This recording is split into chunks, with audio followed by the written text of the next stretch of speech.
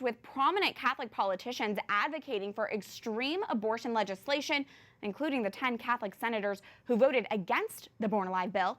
How should our church leaders be responding? Joining us now from Kansas City, Missouri, is Archbishop Joseph Naumann, the chairman of the U.S. Bishops' Conference Pro-Life Committee. Your Excellency, welcome back to the program. Thanks, Catherine. It's good to be with you and your viewers and listeners.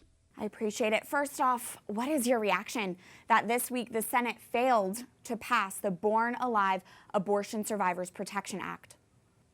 You know, I'm incredulous that anyone could vote against this legislation, and it just shows how radical the other side has become, that it's not sufficient to have abortion up to the very moment of birth, but now to kill children actually after they're born, and not to be able to protect those, not to have a majority of the Senate be able to vote for this is unbelievable. And for the 10 Catholic senators who voted against this ban on infanticide, what do you want to say to them in particular? Well, it's it's difficult to understand what their reasoning can possibly be, but I think what it says is that they're much more members of their party. They're much more convicted to the beliefs of the abortion lobby than they are to their Catholic faith.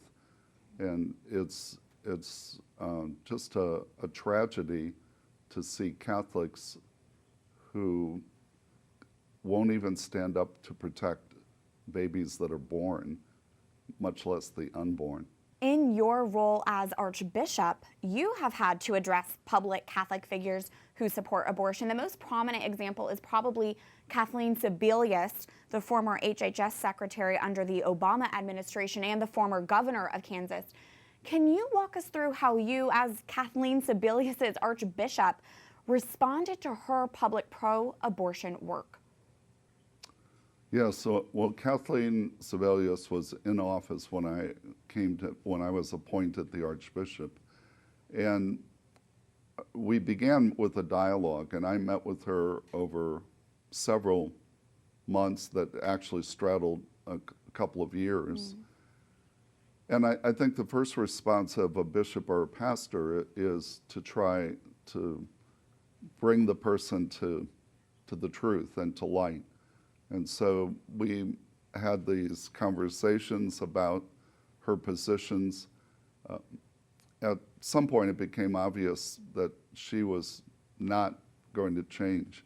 And I, at one point, said to her, I said, Governor, someday you're going to have to give an accounting before God.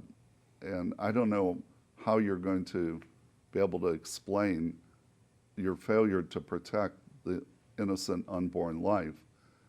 I said, but someday I'm going to have to go before God. And if you say, well, I didn't understand, this was never explained to me, then I'm going to be in trouble. And I said, I'm not comfortable with that. So I want to make sure that you understand the moral gravity of what you're doing.